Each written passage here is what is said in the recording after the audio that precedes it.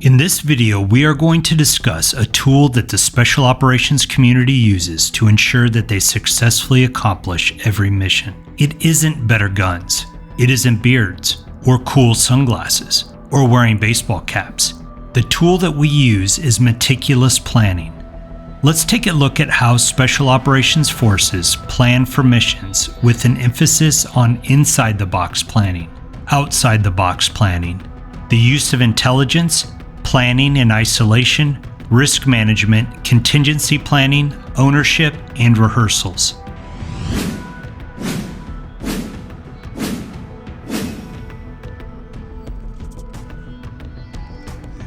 Over the past several weeks, we have been making videos about the subject of military planning. And while these videos discuss the science of military planning, it's time to introduce you to the art of military planning by those who take it to the next level.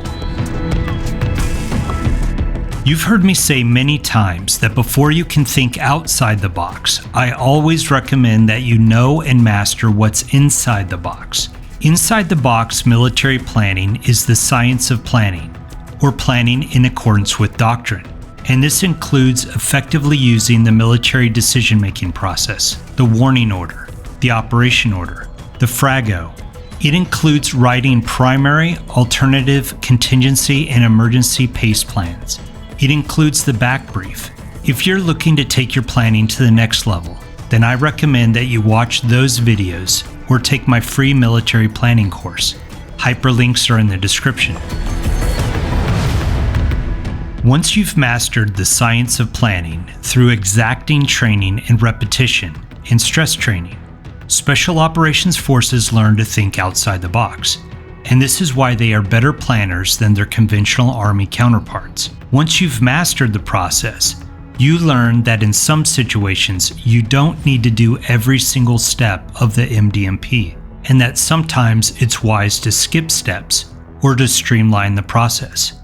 They also learn that effects are more important than the process. It's better to win and live to fight another day than to have the doctrinally perfect plan that is stupid, that will never change anything or help anyone.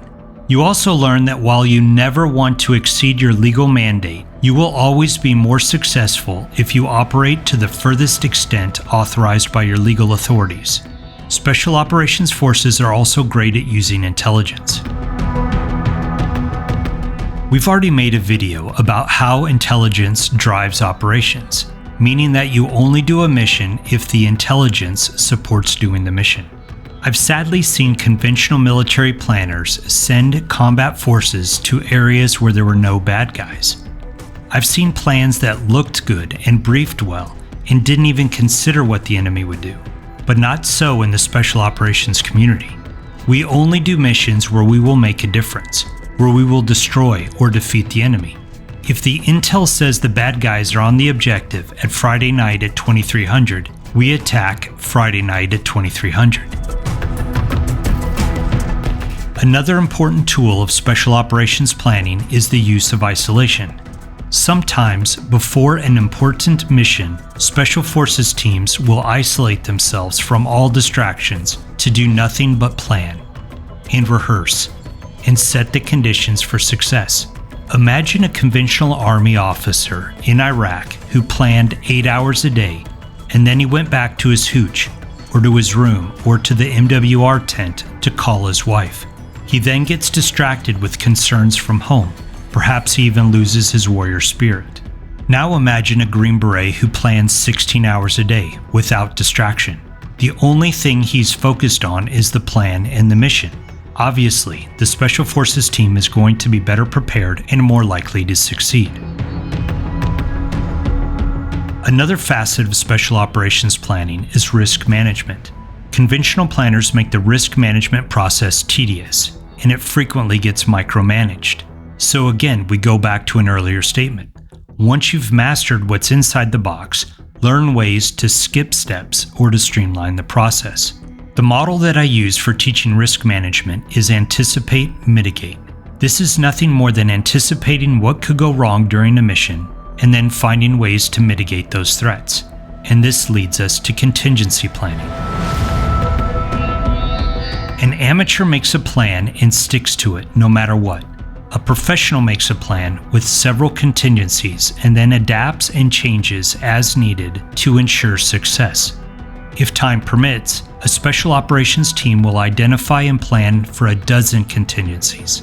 These range from a helicopter breaking down en route to the objective, to a helicopter taking fire and crashing on the objective. What would you do if the commander gets shot and needs medical attention? Or what would you do if the objective is so deep in the mountains that the radios don't reach back to headquarters?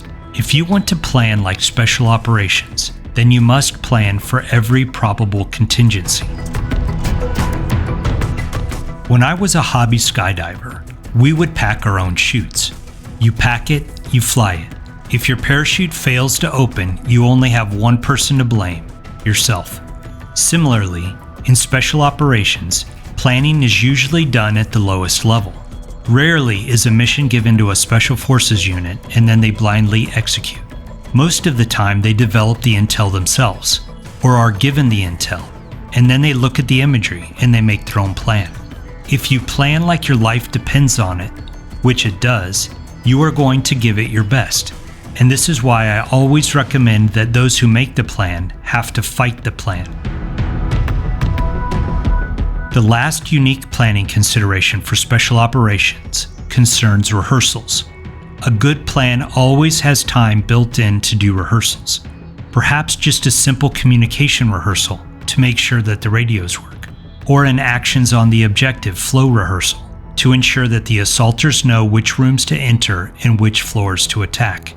If you have something important to say, present, brief, or do, then you must rehearse it. Okay, there you have it. If you want to plan like special operations, then you need to know and master your planning doctrine. Once you know what's inside the box, you can think unconventionally outside the box to skip steps and/or streamline the process. Remember, the effects are more important than the process.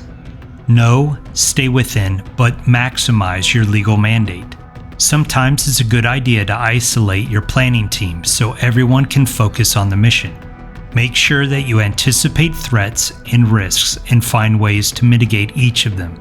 Plan for all probable contingencies. Take ownership of the plan and the mission, and rehearse everything.